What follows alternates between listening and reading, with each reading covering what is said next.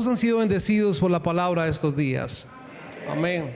Damos gracias a Dios, amén, que el Señor nos está hablando en nuestro corazón y bueno, hoy no es la excepción. Tenemos a nuestro pastor Ricardo. Pastor, bienvenido a la casa del Señor. Dame un aplauso al Señor por su vida. El micrófono es suyo. Gracias. Bienvenido. Gracias. Muy buenos días. Bienvenidos todos. Yo me siento muy bienvenido. La verdad quiero, antes de que lo olvide, porque todas las cosas se pueden olvidar fácilmente, agradecer nuevamente la invitación a los pastores y a la acogida que ustedes también como iglesia nos han permitido sentir.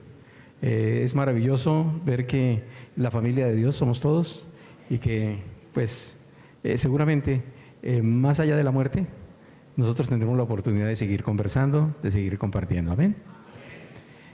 Bueno, hermanos, en estos últimos días pues he tenido el privilegio de compartir con ustedes algunos temas. Compartí sobre aquellas pasiones que se anidan en el corazón de cada uno de nosotros. Hablamos algo sobre el tema del odio que experimentaron en su momento líderes religiosos, pero confrontados con Jesús, eso fue lo que salió de su corazón.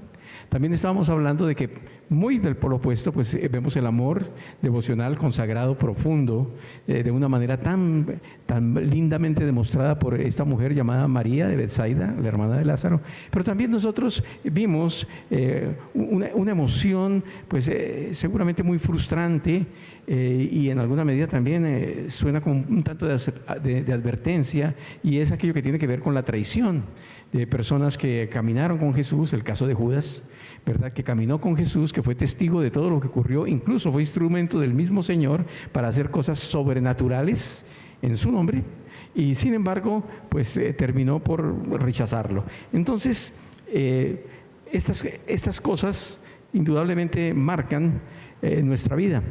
Hay muchas cosas que, al igual que como ocurrió en aquellos días, en las personas o las actitudes, los pensamientos y acciones que tuvieron las personas cuando fueron confrontadas con Jesús, también hoy está sucediendo lo mismo. Sucede lo mismo. Cada uno de nosotros, hermanos, está en la necesidad de tomar decisiones, Algunas de estas decisiones, pues por supuesto, van a determinar lo que será nuestro próximo y tal vez lejano futuro. Muy importante tomar en cuenta las decisiones. Jesús en algún momento tomó una decisión, ya la tenía tomada en realidad, ¿verdad? Pero yo no puedo olvidar aquellas palabras dichas allí en Getsemaní: si es posible, Padre, que pase de mí este cáliz, pero que no se haga mi voluntad sino la tuya, ¿verdad? Él tomó una decisión en un momento tan complicado y tan difícil. Bueno, esto me lleva también a pensar que todos tomando decisiones, incluso recuerdo en nuestros años mozos, cuando fuimos jóvenes, porque si no lo creen, alguna vez yo también fui joven. Hace rato sí, pero también lo fui. Y estando muy joven, apenas con 17 años y mi esposa de 15 años, tuvimos que tomar una decisión que marcaría nuestras vidas para siempre en todas las áreas de la vida. ¿Qué era? Pues estábamos en una situación embarazosa, ¿sí? Y nos vimos diríamos nosotros, en la presión de tomar la decisión de casarnos o no casarnos. Había mucha oposición, pero nosotros lo hicimos. Nos casamos. Y es interesante, mi hijo dice, cuando están las fotos del matrimonio, mi hijo dice: yo estoy ahí en esa foto, aun cuando no me vean. Y sí, en realidad sí. Se tomó esa decisión, una decisión que, gracias a Dios, a pesar de nuestra, diríamos, inexperiencia, y a pesar de que no teníamos conocimiento alguno de lo que es la verdadera vida con Jesús, sin embargo la tomamos, guiados, pienso yo, por Dios mismo. Pero una decisión que también, diríamos nosotros, la mejor decisión que todo ser humano puede llegar a tomar fue la que tuvimos la oportunidad de tomar ya eso hace muchos años, en 1985. Tomamos la decisión de permitirle al Señor tomar el lugar que le corresponde en nuestro corazón. Permitimos que fuera Señor y Salvador para nosotros. Y créanme que esa es la mejor decisión que pudimos haber tomado. No sé la tuya, pero mi vida estaba arruinada en el momento en que llegué a tomar esa decisión. Y por supuesto, lo que siguió a ello, pues fue una transformación, un cambio en mi interior primeramente, en mi corazón primeramente, pero también en nuestra relación de pareja, que dicho sea de paso, pues después de 15 años estaba bastante afectada. En nuestro hogar, nuestros hijos, ya adolescentes, preadolescentes en realidad. Situaciones difíciles las que estábamos teniendo que vivir, pero hicimos esa decisión. Cambió mi interior, cambió nuestro hogar, cambió nuestra familia, cambió nuestro futuro y pues por supuesto, hermanos, cambió nuestro destino eterno. Y ahora tengo la plena seguridad de dónde y con quién pasaré la eternidad, hermanos. ¿Ustedes también? Amén. Qué bueno poder tener esa certeza ahora, hoy. Pero bueno, cuando se trata de tomar decisiones, por favor, tenemos aquí una afirmación que quiero compartir con ustedes, y es que para ser auténticos cristianos en este mundo y recibir todo lo que Dios nos ha prometido para la eternidad, ¿cuántos sabemos que tenemos promesas para la eternidad? Para recibir todo lo que Dios nos ha prometido para la eternidad, debemos tomar las decisiones apropiadas. Entonces, ¿qué debemos tomar en cuenta para tomar decisiones apropiadas? Pues quiero compartir con ustedes algunas cosas de lo que debemos hacer. En primera instancia, hermanos, nosotros tenemos que aceptar lo sobrenatural. Lo sobrenatural es real, lo sobrenatural existe. Hay un mundo espiritual que quizás nosotros no vemos, pero es muy real, es completamente real. Y tenemos como ejemplo lo que hoy estamos celebrando, ¿verdad? Hoy estamos celebrando la resurrección de Jesucristo de entre los muertos. Y vamos a continuar con la historia, porque realmente lo que me he dedicado en estos 3 días es hablar de la historia, ¿verdad? Entonces vamos a ir ahora ya al capítulo 28. Allí encontramos que dice que el domingo por la mañana, temprano, cuando amanecía el nuevo día, María Magdalena y la otra María fueron a visitar la tumba. Pues este evangelio de Mateo en ninguna medida, diríamos nosotros, contradice o se opone a lo que los otros evangelios narran. Por el contrario, lo que da es pruebas adicionales, información adicional para que nosotros estemos más seguros de todos los hechos, de todo lo que ocurrió. Y aquí se nos dice de que estaba temprano, ese domingo en la mañana, y de que estas 2 mujeres, y menciona a María Magdalena y a María, la otra María que ya precisamos nosotros, que se trata de la mamá de Santiago y José. Entonces van ellas 2, se habían puesto de acuerdo y muy temprano salen al lugar allí. Pero, ¿saben? Cuando piensa uno un tanto en el tema de lo de la resurrección de Jesús, uno llega a pensar mujeres, no hay otro remedio que adorarlas, bueno, amarlas mucho por lo menos, porque la adoración se la reservamos al Señor. Pero el punto es que ellas dan ejemplo de vida, ¿verdad? Ellas dan ejemplo de compromiso.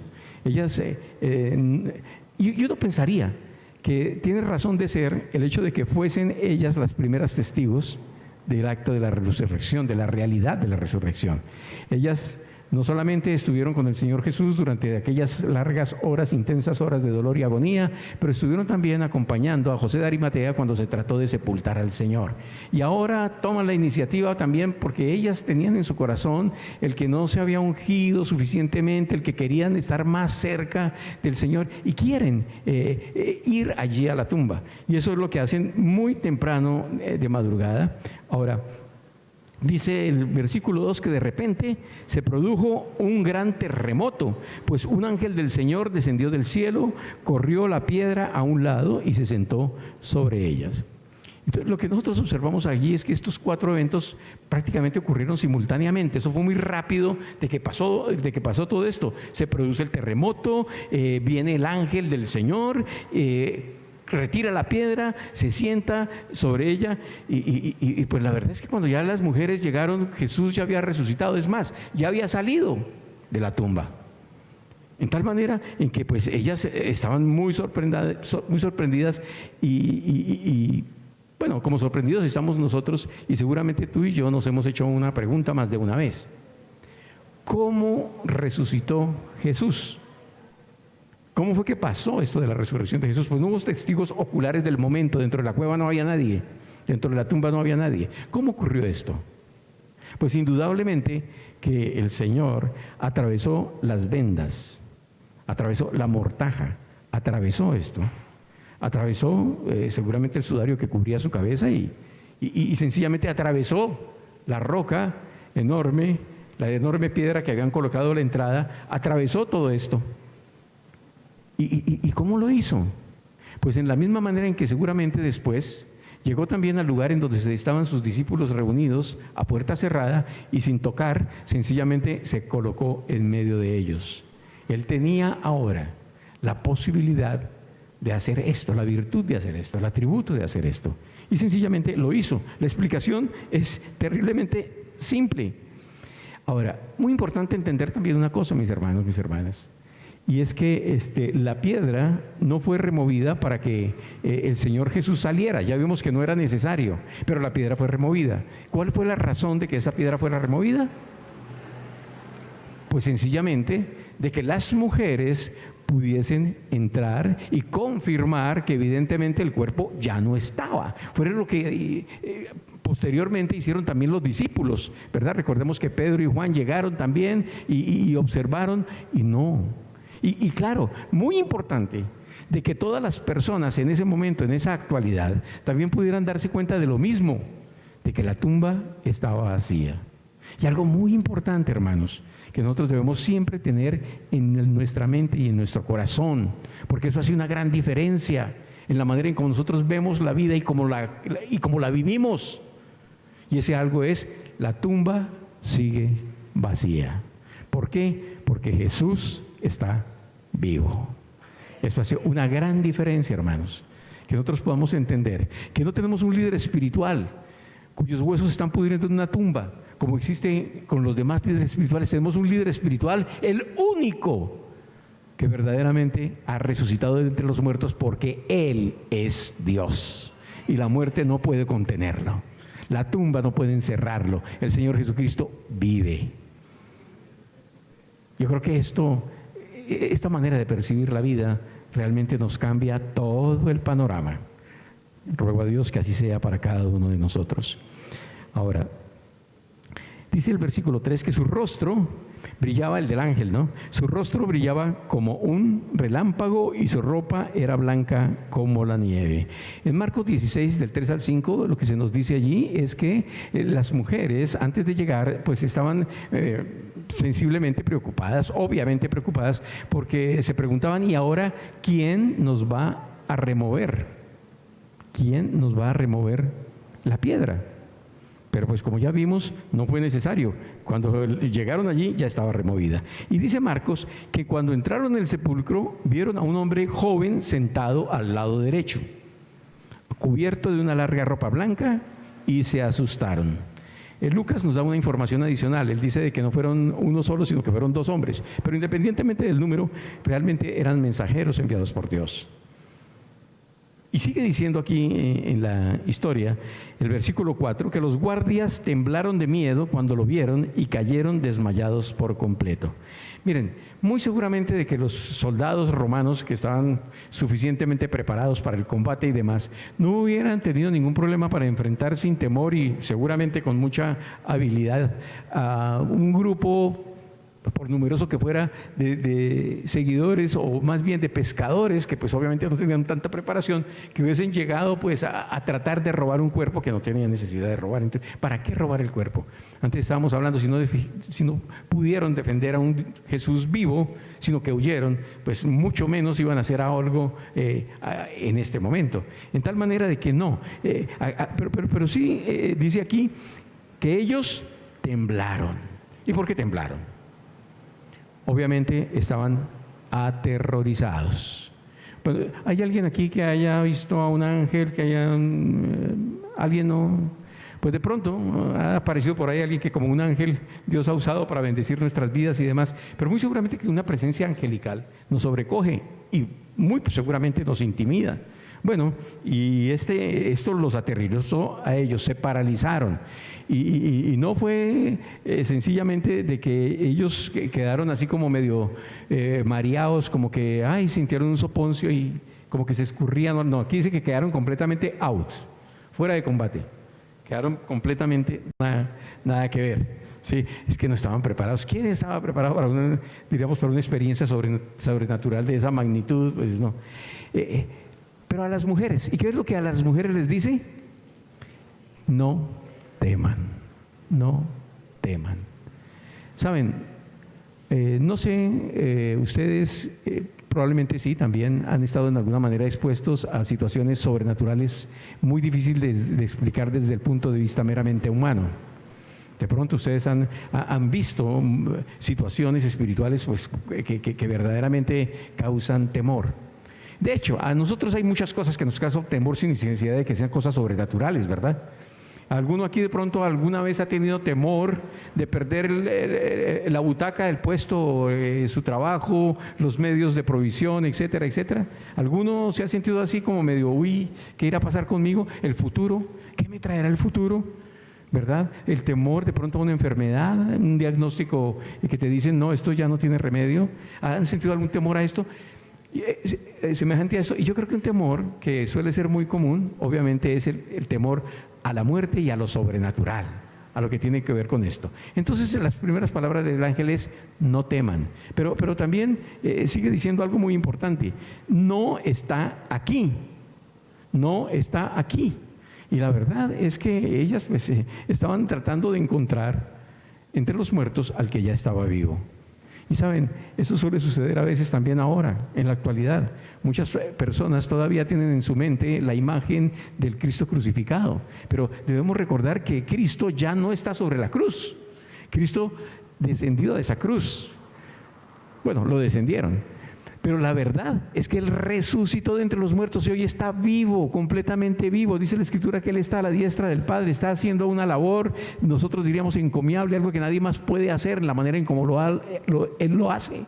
Él está intercediendo por ti y por mí. Él está también allí en ese lugar. Entonces, qué maravilloso que nosotros podamos tener como que las cosas claras. Jesús de Nazaret no se quedó bebé, creció, vivió una vida ejemplar. Nos indicó a nosotros cómo debemos vivir nuestras propias vidas, fue voluntariamente a una cruz, allí murió, pagó por nuestros pecados, nos redimió de nuestras culpas, fue sepultado, pero como dice la Escritura, al tercer día resucitó de entre los muertos. Y eso tiene especial significancia para nosotros hoy.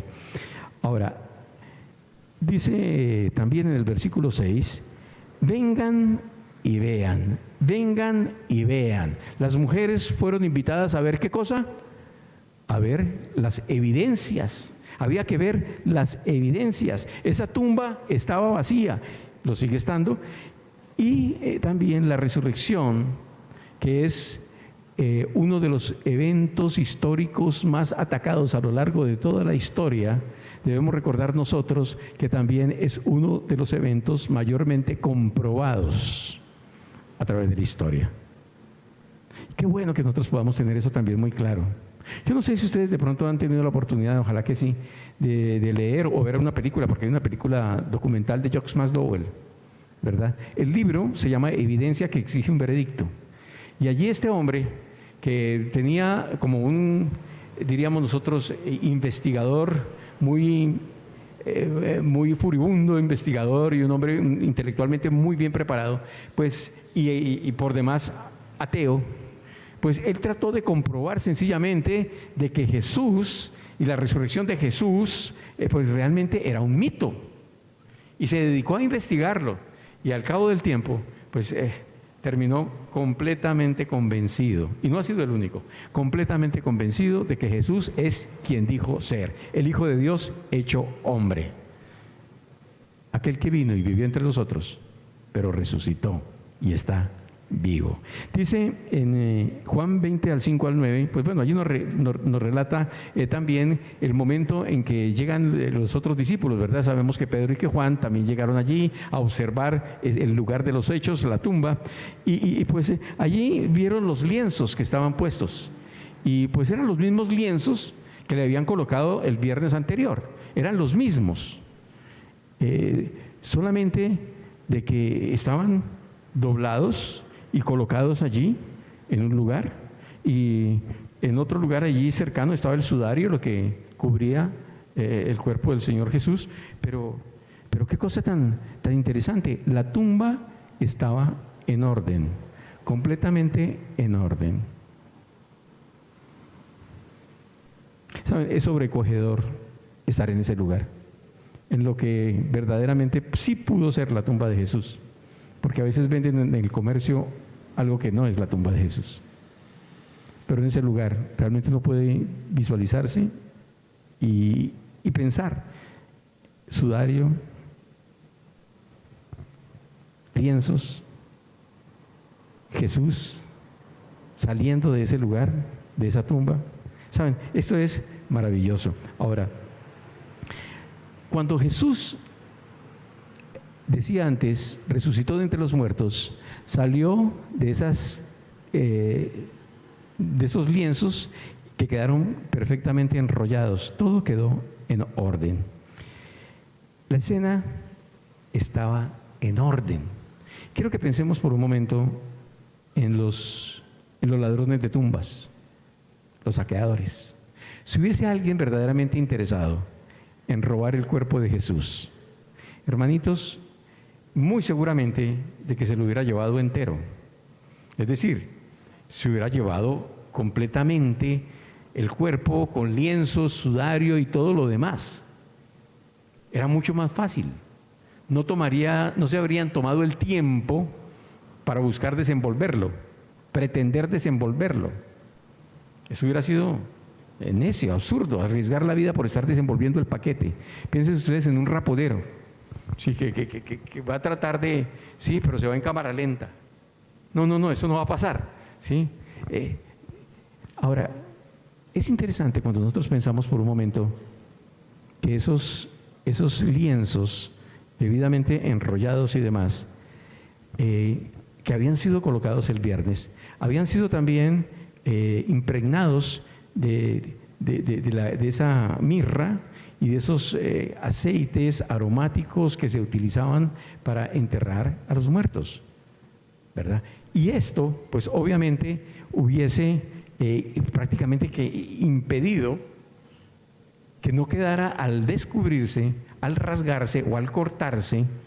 Debió ser, obviamente, o debería haber sido una obra de muchas personas, quizás los médicos forenses traten de explicar mejor eso, pero indudablemente pedazos de carne y hueso seguramente hubieran quedado ahí en esos lienzos, pero estaban perfectamente limpios, enrollados ahí a un lado. Eso nos muestra de algo sobrenatural que verdaderamente ocurrió en ese momento. No era un cadáver desgarrado y pegado allí, no. Era algo completamente limpio. Entonces, sin duda, hermanos, lo que ocurrió en aquel momento fue algo sobrenatural. ¿Pero qué? Cada persona está en la libertad de negarlo o aceptarlo. Una siguiente cosa que necesitamos hacer para tomar buenas decisiones es asumir los desafíos. Hay que asumir desafíos. En nuestra vida de fe, hermanos, vamos a estar constantemente probados también. Y vamos a tener que asumir desafíos. Y fíjense lo que siguen diciendo estos versículos. Dice, y ahora vayan rápidamente y cuénteles a sus discípulos que ha resucitado Jesús y que va delante de ustedes a Galilea. Allí lo verán.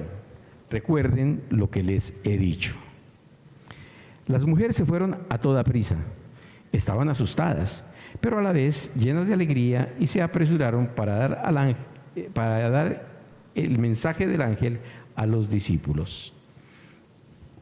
En las palabras dadas por el ángel a la mujer, nosotros podemos notar aquí tres desafíos. ¿Cuáles son esos tres desafíos? El primer desafío, el desafío a creer. El desafío a creer. Recordemos ahí en el versículo 5, cuando estaban diciendo, cuando el ángel está diciendo, no está aquí, ha resucitado tal como dijo que sucedería. Y qué bueno que el ángel sí le recordó de que esto no fue algo intempestivo, pues algo que no estaba programado, no. Él ya había anunciado, no solamente que sería arrestado por los ancianos y que sería muerto a manos suyas, que sería asesinado, pero también él ya había declarado, él ya había profetizado que resucitaría de entre los muertos. Eso recordaron los ángeles. Y este acontecimiento era pero tan bueno, que costaba aceptar que fuera verdad. ¿Cuántos aquí alguna vez han dicho, no, de esto que tan bueno no pueden dar tanto? ¿Sí? Esto es imposible que sea realidad. Bueno, quizás eso podría haber pasado en su caso, pero sí, el ángel les recordó algo y también precisó, Él no está aquí. ¿Por qué buscáis entre los muertos al que vive?, dice otra versión. Y sí, no hay razón para hacer eso. Hoy está entre los suyos, hoy está, bueno, ¿aquí hay alguien que pueda decir yo soy de Cristo? ¿Hay alguien que pueda decir yo le pertenezco al Señor? Bueno, quiero decirles, el Señor está aquí. Demasiado buenas para creerlas. Pero tenemos un Dios todopoderoso, un Dios bueno, un Dios cumplidor de promesas. Y bueno, lo veremos obrar en la medida en que nosotros permitamos que Él lo haga. Cuando tenemos dudas, ¿saben cuál es el mejor remedio para las dudas? Yo considero de que la duda, lo mejor que podemos hacer con la duda no es precisamente sentarla a tomar tinto en la casa, ¿verdad? En la casa de nuestros pensamientos, en la concupiscencia que allí de pronto se genere. Lo mejor que nosotros podemos hacer con las dudas es erradicarlas, y en el nombre de Jesús, sacarlas de nuestra mente, porque las dudas en alguna manera pueden llevarnos a la incredulidad. Aun cuando se ha dicho de paso, no siempre el dudar de algunas cosas sea malo, y hablaremos un poco sobre eso, pero no está aquí. Pero también hay un desafío, ¿a qué? A compartir. Dice allí, vayan rápidamente y cuéntenles a sus discípulos, a los discípulos de Jesús.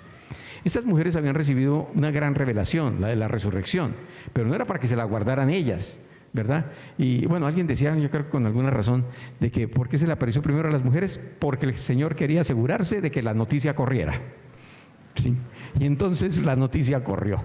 Ellas fielmente fueron a compartir. ¿Está seguro de que Jesús venció al pecado y venció a la muerte? Eso es algo demasiado bueno como para no compartirlo. Y ¿saben una cosa, hermanos? El cielo es suficientemente amplio para todos nosotros. No pensemos que si no hacemos parte de 144,000 fue que nos quedamos por fuera. No. Allí hay lugar para todos nosotros. Estas buenas nuevas sí son la verdad. Estas situaciones de ir y compartir el fundamento de nuestra fe, porque ¿cuántos saben, hermanos, que el Evangelio, aquel que declaraba el apóstol Pablo, 1 Corintios capítulo 15, verso 4 en adelante, lo que él estaba diciendo es una realidad?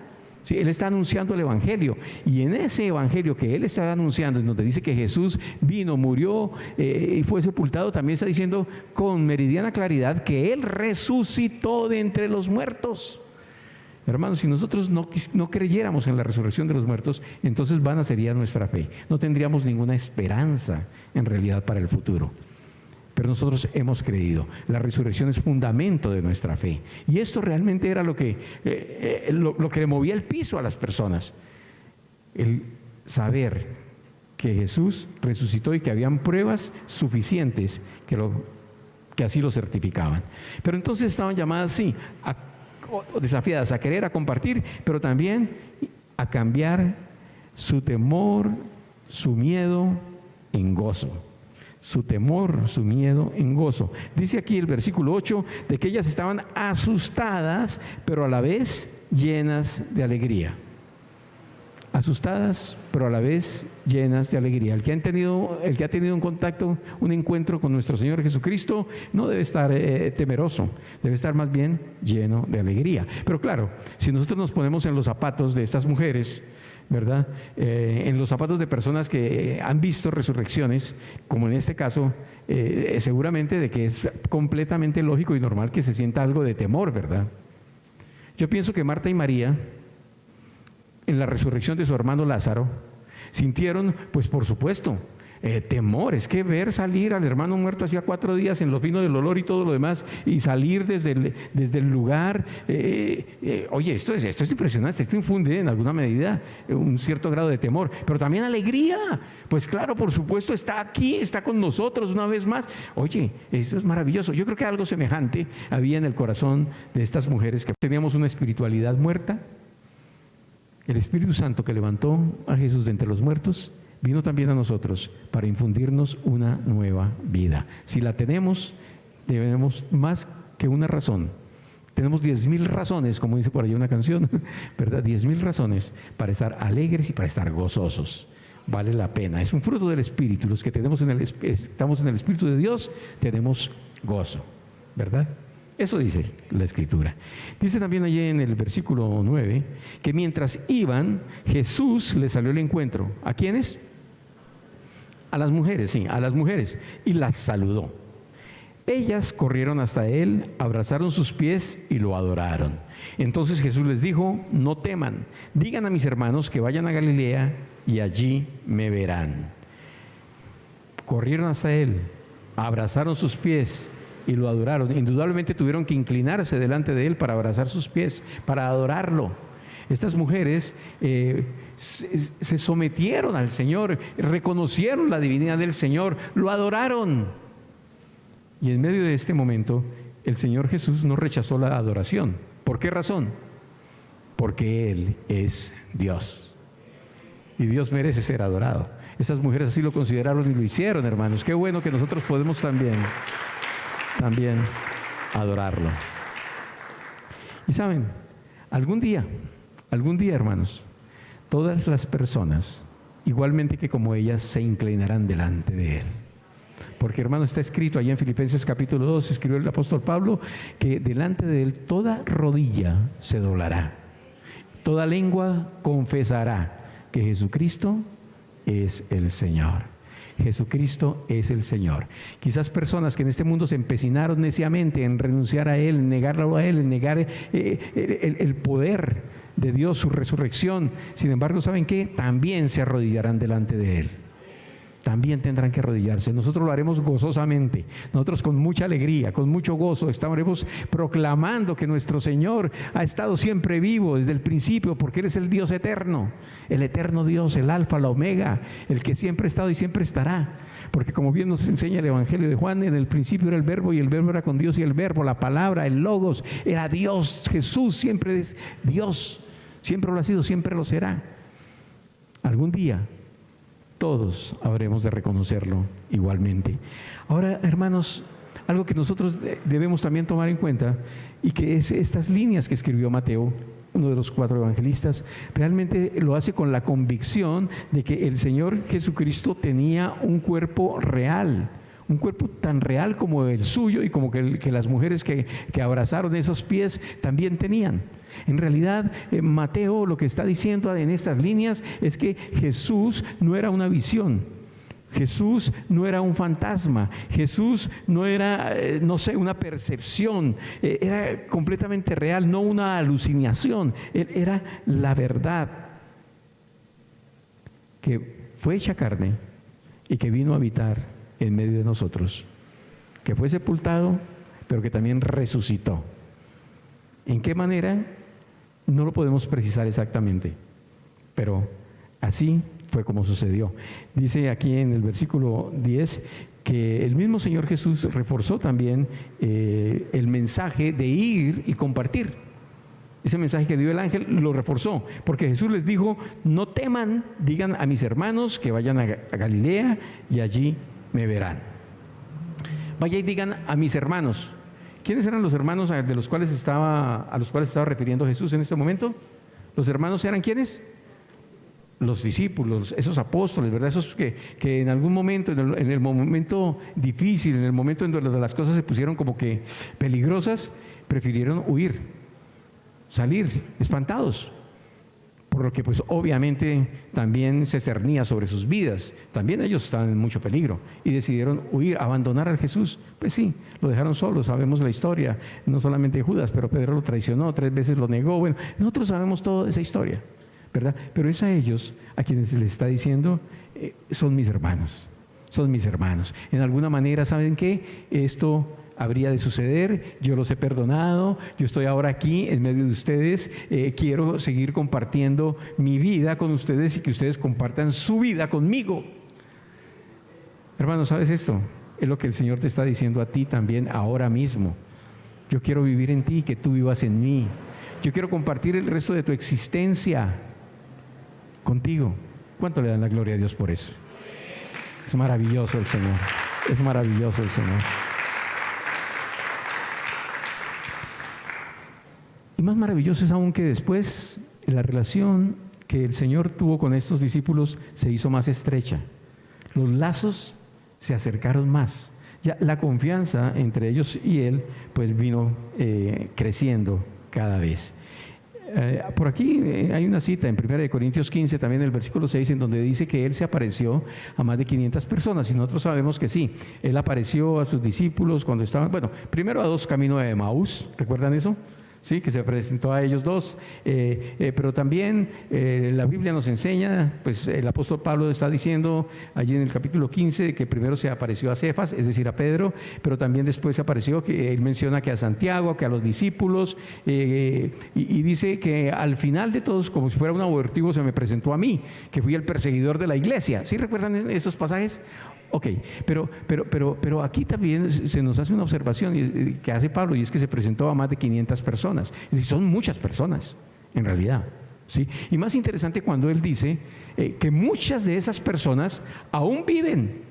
Él dice en su primera carta aquí a los Corintios de que muchas de esas personas todavía están vivas. Y si tienen dudas, si quieren mayor información, lo que le está diciendo a aquellas personas a quienes escribe es, si tienen alguna, vayan y pregúntenles.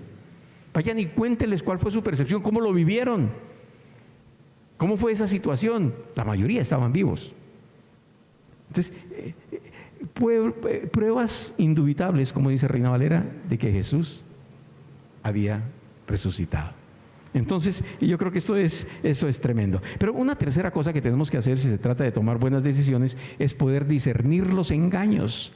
¿Cuántos saben, hermanos, que en muchas ocasiones el enemigo se nos presenta como un ángel de luz para tratar de engañarnos? La mentira se aparece disfrazada de verdad y de alguna manera también puede hacernos dudar. ¿Sí? ¿Han vivido experiencias como esas? ¿Solamente yo? Ah, no, más de uno. Ok, discernir los engaños. ¿Un engaño como cuál? Como el informe de los guardias. Miremos lo que sucede a partir del versículo 11. Dice aquí que mientras las mujeres estaban en camino, algunos de los guardias entraron en la ciudad y les contaron a los principales sacerdotes lo que había sucedido. Dice el versículo 12 que se convocó a una reunión con los ancianos y decidieron dar a los soldados un gran soborno. Entonces nosotros imaginémonos, metámonos en la película, las mujeres han recibido la instrucción, ellas salen corriendo, van hacia los discípulos, ellas quieren decirle a estos discípulos lo que ha sucedido y que han sido enviadas a compartir. Pero simultáneamente también, y por el otro lado, los guardias también están corriendo. ¿Pero están corriendo en dirección a dónde? Pues en dirección a donde los dirigentes judíos, los religiosos, aquellos que los habían colocado a ellos para cuidar la tumba. Ellos van a tener que ir a dar su reporte. Pero independientemente del uno y otro reporte, la una y otra versión sobre los acontecimientos, nosotros podemos entender de que toda Jerusalén quedó convulsionada con esto de esa noticia. La gente no ignoraba lo que había sucedido recientemente. Y que ahora se estuviese diciendo de que este Jesús había resucitado, que la tumba estaba vacía, eso pues por supuesto causó un gran revuelo en toda la ciudad. Ahora pensemos por un momento, piensen conmigo, realmente llegan estos guardias, los guardias romanos, y fíjense ustedes, ¿no? Las personas que en alguna manera, porque habían sido guardias romanos, los que ellos habían ido a pedirle a Pilato, ¿verdad? ¿Sí recuerdan, no? Y habían pedido inclusive que las cosas quedaran bien claras, bien seguras, que esa tumba quedara supremamente bien cerrada, sellada y la guardia al pie. Ellos habían pedido todo eso. Pero estos mismos en quienes habían confiado eran los que venían ahora a darles el reporte. ¿No saben qué? Lo que pasó, yo me los imagino tartamudeando, tratando de explicar lo que había pasado. Es que ¿qué puede explicar eso? Pues no, es supremamente extraño. Ahora,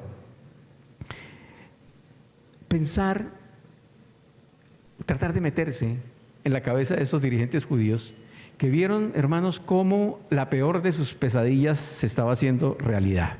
El peor de sus temores, aquello por lo que habían ellos luchado y procurado, pues se les había salido de las manos. ¿Cuántos saben que los poderosos siempre tratan de mantener todo bajo su control y cuando no lo logran, cuando se les está saliendo de las manos se ponen iracundos, ¿verdad? ¿Cuántos saben que se ponen paranoicos cuando bueno, exactamente eso estaba sucediendo con estos hombres en ese momento? Ahora, la inconveniente verdad de que Jesús había resucitado entre los muertos, ¿cómo trataron ellos de solucionarla? Pues básicamente, lo primero que pensaron es, esto se arregla con plata. ¿Cuántos saben que muchas personas hoy en día también, que porque son ricos, famosos, poderosos, consideran de que todo lo pueden arreglar con plata. Pues ellos no estaban muy lejanos de eso y lo que decidieron fue sobornarlos. ¿Y cómo hicieron? Dice aquí el versículo 13. Les dijeron, ustedes deben decir, es decir, les dieron el libreto, ustedes lo que tienen es que decir, los discípulos de Jesús vinieron durante la noche mientras dormíamos y robaron el cuerpo. Interesante. Si llega a los oídos del gobernador, nosotros los respaldaremos. Así no se meterán en problemas. Entonces los guardias aceptaron el soborno y dijeron lo que les habían ordenado. Su historia corrió por todas partes entre los judíos y la gente sigue contando esa historia de estas mujeres que habían experimentado eso. Pues hermanos, cada uno de nosotros, ojalá tengamos el discernimiento suficiente como para percibir en dónde se encuentra la verdad. Porque a cada uno de nosotros nos corresponde tomar una decisión. ¿A quién creemos? ¿A quién vamos a creer? Nosotros sabemos que hay expertos mentirosos para racionalizar y para justificar y para crear historias paralelas. ¿Sí se han dado cuenta?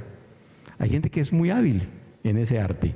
Los líderes religiosos ya pues sabían que todos sus planes habían fracasado y entonces se estaban preguntando ¿y cómo podemos ahora remendar este asunto? ¿Qué podemos hacer? Pues ese fue el plan, sobornar. Pero cuando uno mira un poco el argumento que dicen a los soldados que repitan, uno se da cuenta de que hay falacias terribles, de que hay inconsistencias, es decir, es una versión bastante absurda lo que están tratando de decir. Y basta compensarlo por un momento, porque dicen, o más bien, les instruyen que ellos digan que mientras estaban dormidos vinieron los discípulos y robaron el cadáver. ¿Cómo sabían ellos que eran los discípulos los que robaron el cadáver si estaban dormidos? Es decir, eso es bastante absurdo, ¿sí? Peor aún, ¿cómo ellos podrían decir que se habían quedado dormidos mientras prestaban guardia? Eso realmente era firmar su sentencia de muerte. Un guardia romano no se podía quedar dormido prestando el servicio. Y no se ponían con majaderías. Eso no es de que haga 100 de pecho y dele 3 vueltas al campo. No. Eso no es de que se quedan 2 o 3 días sin comer. No. Eso era que los iban matando por lo que había pasado. Realmente la situación de los guardias era tremenda. ¿Sí? Pero afortunadamente para ellos, los líderes judíos les ofrecieron no solamente que pudieran salvar la vida, sino que pudieran sacar provecho de la situación. Recibir una platica. ¿Sí? Una platica. Claro, nosotros en estos tiempos no vimos hablar de sobornos o corrupción o nada de eso, pero en esos tiempos la gente hacía esas cosas, ¿verdad? Sobornaba, ¿sí?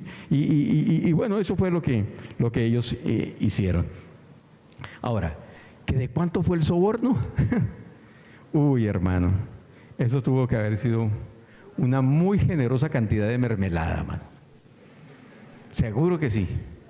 Seguro que sí, porque pues bueno, a los soldados quizás pues, con que salvaran la vida estaban más que agradecidos, pero y a las autoridades militares que estaban sobre los soldados, y a los funcionarios públicos que seguramente se enterarían de la situación, quizás hasta mordida recibió el mismo Poncio, ¿verdad? El gobernador de Judea, pues para poder mantener como que la credibilidad de la mentira se necesitaba. Pero saben, para los líderes políticos, los líderes religiosos de aquel entonces, cuando la situación era extremadamente grave, ellos tenían la experiencia, ellos sabían cómo manejar todas esas situaciones, ¿no? Por favor, no piensen en nadie en la actualidad. Pero hay personas que son particularmente hábiles en el arte de mentir y tienen una narrativa, ¿sí?, que va al lado de la narrativa, van al lado y la descomponen. ¿Cuántos se dan cuenta de que las nuevas versiones, las nuevas narrativas que están sacando hoy, ¿sí?, son completamente opuestas a la verdad? Personas que a mi edad, 70 años, podemos mirar un poquitico hacia atrás y decir, pero todo esto que están diciendo no fue lo que ocurrió. Pero aquellos jóvenes, que esta es la versión que se les presenta, pues obviamente es la única información que tienen y por ello toman malas decisiones en su vida.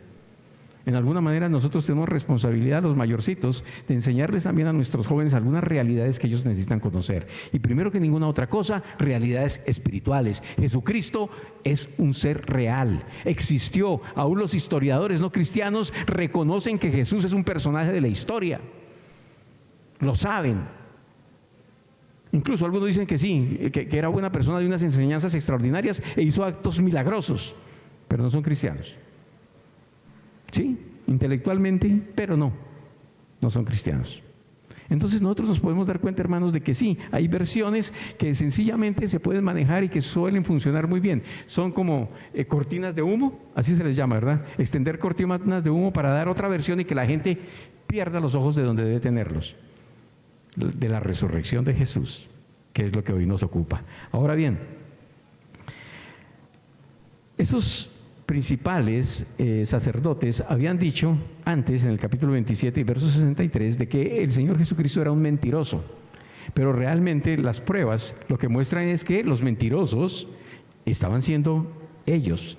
Y es interesante notar todos los esfuerzos que hicieron estos religiosos judíos para desprestigiar a Jesús, todo lo que hicieron para atacarlo, todo lo que hicieron para destruirlo.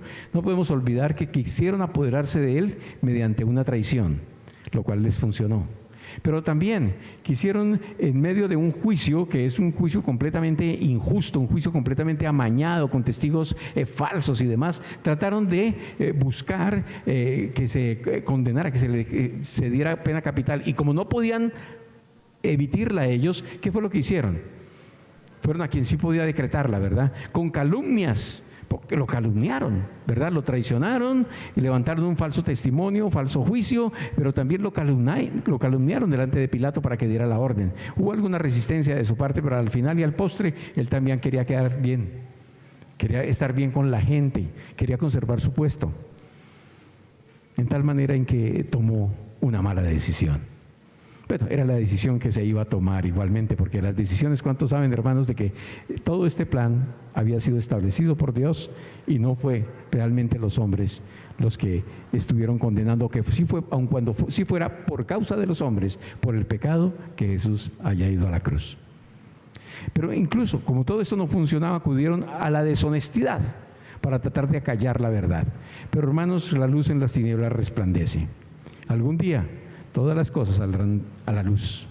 Todo será expuesto, hermanos. Lo que se hace así escondidamente, como dice la Escritura, será conocido por todos. Públicamente se mostrará, aún desde las azoteas.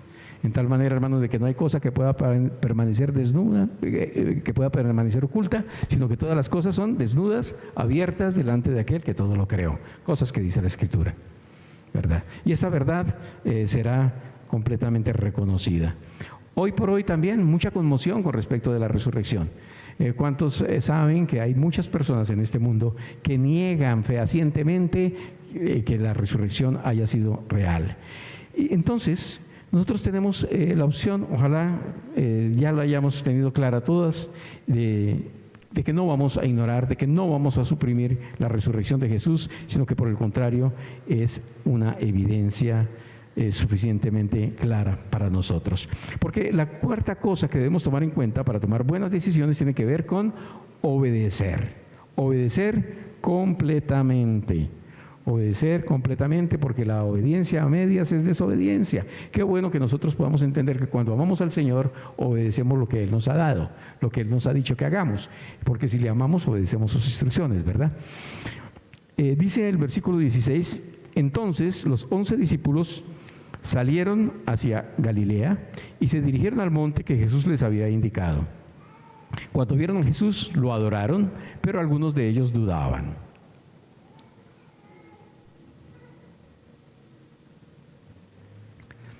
Hablamos de los discípulos dispersos en el momento de la crucifixión, que se reunieron nuevamente y que ahora pues recibían la instrucción de ir hasta Galilea.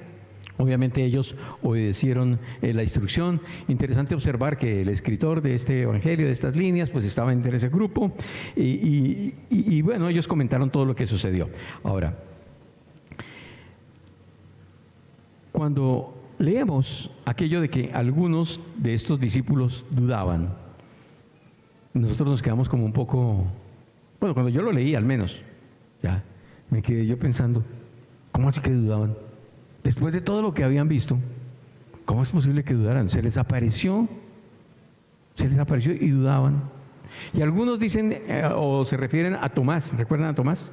Como el incrédulo, el que dijo, ay no, si yo no metiera mis dedos, si no mirara, y si no viera ahí el orificio, yo no creería. Eso fue.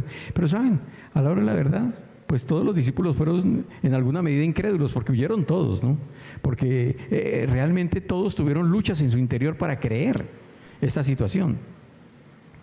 Y llama la atención desde el caso de Tomás, llama la atención aquello que el Señor Jesús le dice cuando vuelve y se presenta, y ahí sí estaba Tomás, en donde le dice, mira, mete tus dedos y comprueba de que verdaderamente soy yo y estoy resucitado. Y hace una reprensión, pero también nos da una bendición, ¿sabes? Porque él dice, bienaventurados aquellos que sin tocar, sin ver, creyeron. Bienaventurados. ¿Cuántos bienaventurados hay aquí conmigo?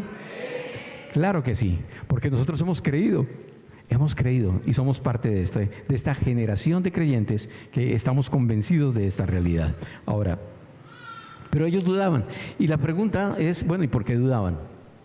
Y sobre todo también la pregunta, ¿cuánto tiempo permanecieron dudando después de todos estos acontecimientos, de toda esta claridad y demás? Bueno, yo antes les mencioné algo, ¿no? Y es que nosotros encontramos allí en el libro de los Hechos que se nos dice ahí en los primeros versículos de que el Señor Jesús se apareció durante 40 días a ellos y en medio de aquellos días Él estuvo enseñándoles. ¿Qué les enseñaba? Les estaba enseñando sobre el reino de Dios, cosas que ellos desconocían. Durante estos 40 días ellos tuvieron la oportunidad de hacer preguntas, toda clase de preguntas que fueron obviamente aclaradas por el Señor y todo ello ya bajo la unción del Espíritu Santo de Dios. El Espíritu Santo ya empezó a guiarles a ellos y recibieron, nosotros sabemos porque Hechos 2 no lo narra, una plenitud del Espíritu que le llevaron a comprender muchísimas más cosas y a tener no solamente una vida diferente, para ser testigos con su propia vida de que verdaderamente en Jesucristo hay nueva vida. Pero también de nuevo para proclamar las buenas nuevas de salvación, de nuevo para hablar sin ningún temor, para ir a donde fuera, a donde quisiera que el Señor fuera. Y eso fue lo que sucedió en ellos, ¿verdad? Las cosas cambiaron. Yo pensaría que en los primeros momentos quizás, sí, muchas dudas. Y les dije antes de que pensando un poquitito en las dudas, ¿saben? Yo sé que el que pide a Dios dudando, pues es como una ola del mar que es agitada de un lado para otro y que no piense quien tal haga que recibirá cosa alguna del Señor. Pero eso tiene que ver cuando nosotros pedimos dudando. Pero realmente hay muchas cosas en las cuales es oportuno y diríamos nosotros es hasta lógico dudar. Pero ¿saben? Les decía, la duda no necesariamente es mala. Porque la duda nos puede llevar a una cierta inquietud espiritual que nos lleve también a investigar más. Realmente las dudas nos llevan a meternos más en la vida de Jesús, a meternos más en la Escritura, a querer conocer un poco mejor las cosas y cuando encontramos las explicaciones a las cosas, ahora hemos madurado, ahora nuestra fe está creciendo, ¿verdad? Nosotros no tenemos una fe ciega, nosotros tenemos una fe fundamentada, muy bien fundamentada. Está fundamentada en la palabra de Dios, aquello que tiene consistencia, aquello que pasará todo, pero la palabra no pasará. ¿Sí? Entonces, qué bueno que nosotros podemos fundamentar nuestra vida sobre la roca que es Cristo y su palabra, que es la que nos ha dejado. Entonces, muy importante esto. Ahora bien, dice por aquí el versículo 18, ya esto que nosotros conocemos con esas palabras de Jesús, la última presentación de Jesús allí en Betania antes de ascender, etcétera. Dice aquí el versículo 18, Jesús se acercó y dijo a sus discípulos, se me ha dado toda autoridad en el cielo y en la tierra, por lo tanto, vayan y hagan discípulos de todas las naciones, bautizándolos en el nombre del Padre y del Hijo y del Espíritu Santo. Enseñen a los nuevos discípulos a obedecer todos los mandatos que les he dado y tengan por seguro esto, que estoy con ustedes siempre hasta el fin de los tiempos. Y mencionábamos, hermanos, que cuando una persona realmente está de salida, ya se va y quizás no va a regresar, pues probablemente da algunas instrucciones, dice algunas cosas que son muy dignas de tomar en cuenta porque son muy valiosos lo que tiene por decir. Igual sucede cuando las personas están dejando el mundo, ¿verdad? Cuando las personas ya están en su lecho de muerte, en agonía, pues muy seguramente de que no van a estar preguntando bobadas, sino van a estar diciendo cosas que no tengan ninguna relevancia. Al contrario, van a tratar de decir lo que es verdaderamente importante. Y lo que es verdaderamente importante, las últimas palabras de Jesús, deberían ser las primeras para nosotros, en cierto sentido, porque es una instrucción que nosotros debemos tomar muy, muy en cuenta. Él les dice, bueno, antes les había dicho, en realidad ya hacía unos capítulos atrás lo podemos encontrar, por allí en Mateo capítulo 9, él pasa toda la noche antes de elegir discípulos, pero al día siguiente, Mateo 10, él les da instrucciones y les dice entonces a estos, id primeramente a las ovejas perdidas de la casa de Israel. En primer lugar, lo manda ¿a dónde? A su mismo pueblo, a la casa de Israel. A los suyos vino y los suyos lo rechazaron, bueno, la mayoría. Pero el tema es que los mandó allí primeramente. Y después, entonces los manda ¿a dónde? ¿A dónde los está mandando ahora? A todas las naciones. Es decir, hermanos, ya no hay límites. Ya ahora podemos ir y compartir nuestra fe a todo lugar, a toda persona. Hay una diferencia enorme en todo esto. Y saben, en esa última reunión de Jesús con sus discípulos, realmente Él hizo tres cosas. Les dio seguridad sobre tres cosas. En primer lugar, les dio seguridad de su poder. Toda autoridad me ha sido dada en los cielos y en la tierra. ¿Cuántos creen, hermanos, que no hay un poder por encima del poder de Dios? Que no hay otro poder como el de Jesús, que verdaderamente Él demostró con señales, milagros, sanidades, liberaciones y demás, que no hay otro poder semejante al suyo. El resucitar de entre los muertos. Hermanos, personas han resucitado entre los muertos, pero es que Él resucitó por el mismo poder de Dios que había en Él, el poder del Espíritu Santo. El poder que entre otras cosas está en ti y en mí también. Entonces, qué maravilloso que nosotros podamos captar esto. Sí, les da seguridad de su poder para que vayan y hagan esto, pero les da una gran tarea. Les da una gran tarea. Vayan no solamente aquí, pero vayan allá. Es decir, vayan más allá de quizás de la puerta del vecino o del vecino de enfrente. Vayan más allá de eso. Cumplan la tarea. No necesitas quizás ir hasta el último lugar del mundo.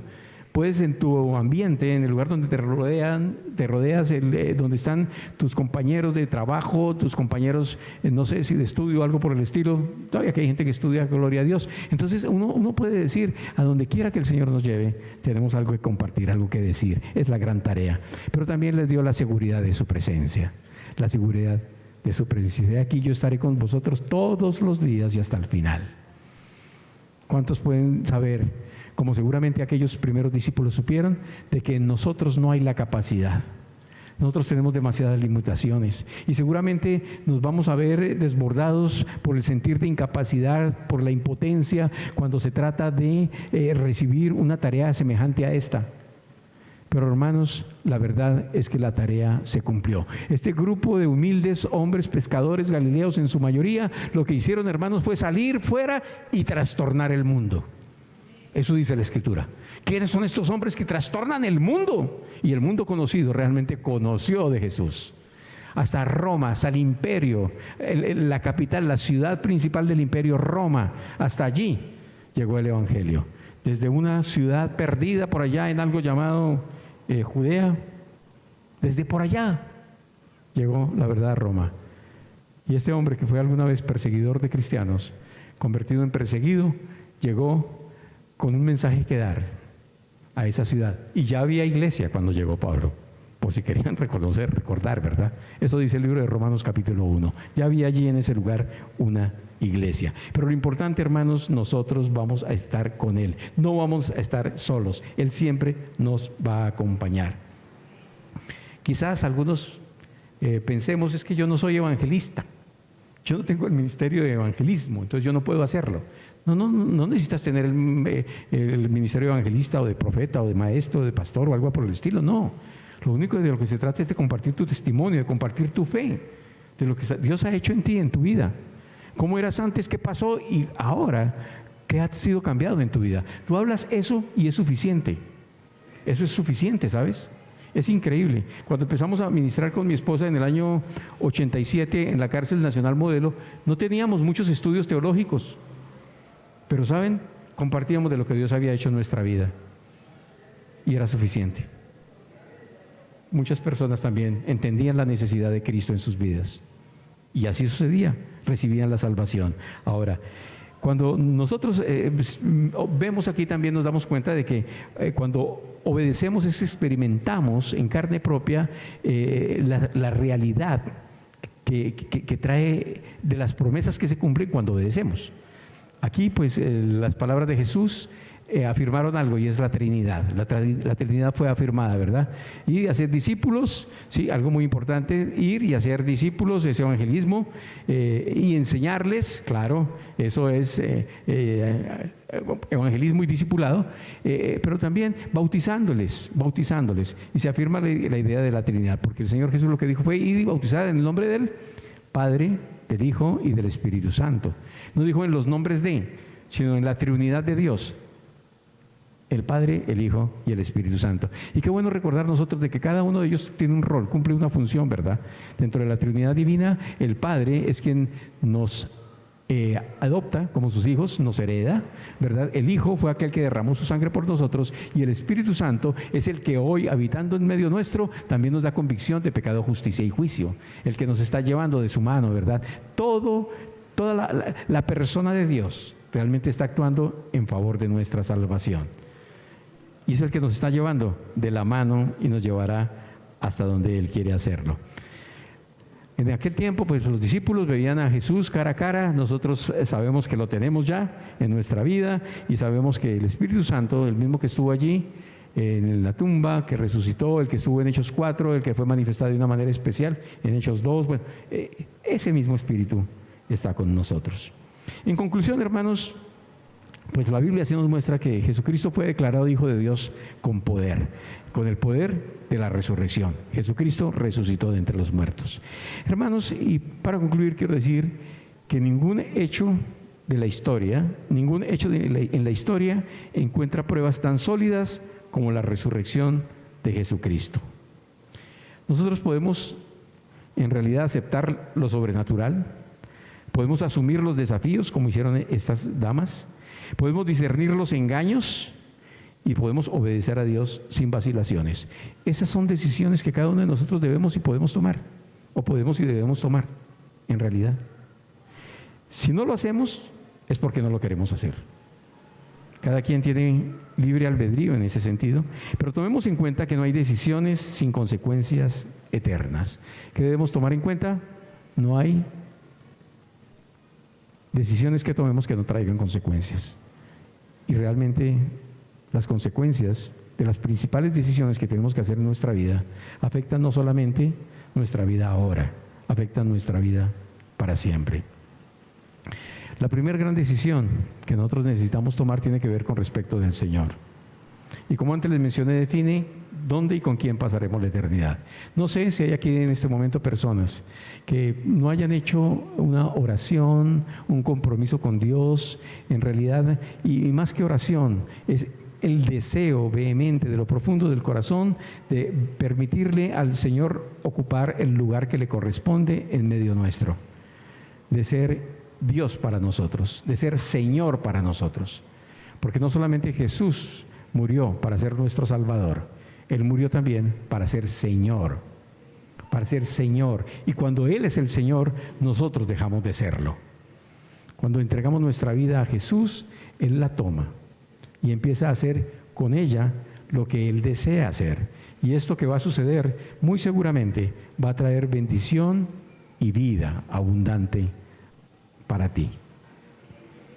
Si el deseo de tu corazón es entregar tu vida a Jesús, si no lo has hecho antes, pero también, aun cuando lo hayas hecho antes, si deseas hoy, en este día en que celebramos la resurrección, reiterar esa entrega que hiciste al Señor alguna vez, algún día, qué bueno que podamos acompañar a quien quizás desea hacerlo por primera vez, acompañarlo para que también lo haga.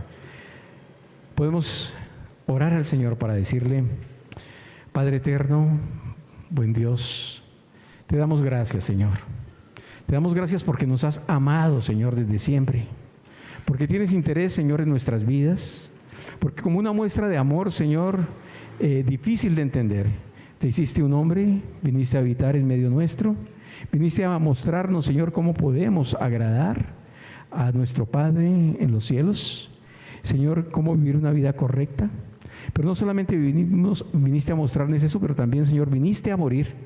Realmente tú viniste a cumplir, Señor, con esto para que la justicia fuese satisfecha, la justicia divina fuese satisfecha. Y fuiste a esa cruz, Señor, y allí entregaste la vida. Allí, Señor, exhalaste el último suspiro, derramaste la última gota de tu sangre, Señor. Y Dios, fuiste en la persona de Jesús sepultado. Pero no te quedaste, Señor, en esa tumba. Porque esa tumba, Señor, no podría contenerte. Tú resucitaste, Señor, de entre los muertos. Y al resucitar, Señor, venciste al pecado, venciste a la muerte, Señor. Y ahora los que nos identificamos, Señor, contigo en tu muerte, también, Señor, nos identificamos contigo, Señor, en tu resurrección, Señor. Los que recibimos, Señor, ese bautismo corroborando, Señor, reafirmando que lo que ocurrió interiormente, Señor, también ocurre exteriormente, que es una realidad, Señor, que hay una nueva vida en ti, Señor. Hoy, Señor, declaramos que tú eres poderoso, eres grande, nos amas y decidimos, Señor, a partir de ahora vivir este día y el resto de nuestros días sobre la tierra, Señor, siguiéndote a ti, porque queremos seas nuestro Señor y suficiente Salvador personal. A los que aquí estamos reunidos, Señor, que Dios hemos empezado a caminar contigo, que muy seguramente, Señor, nos queden un tiempo más, Señor, sobre esta tierra.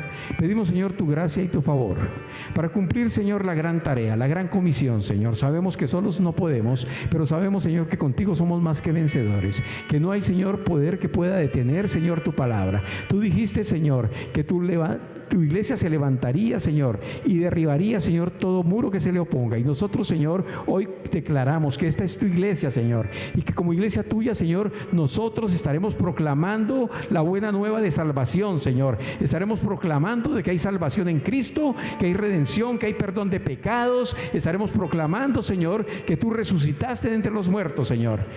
Gracias, Dios. Gracias, Señor, por haberlo hecho. Y gracias, Señor, por darnos a nosotros la oportunidad, Señor, de ser partícipes de tu reino y de compartir, Señor, de él con otras personas. Muchas gracias, Dios, por lo que has hecho, por lo que estás haciendo y por lo que harás. Hemos orado en el nombre del Padre, del Hijo y del Espíritu Santo. Amén y amén. El Señor les bendice, hermanos.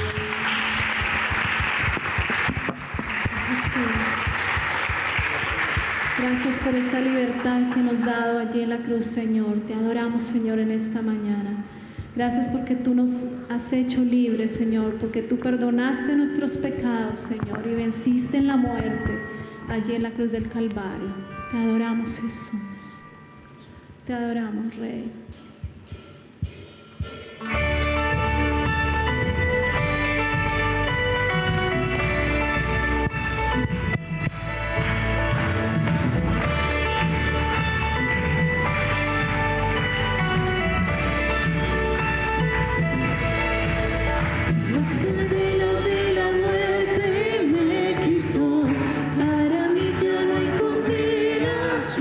Hay libertad.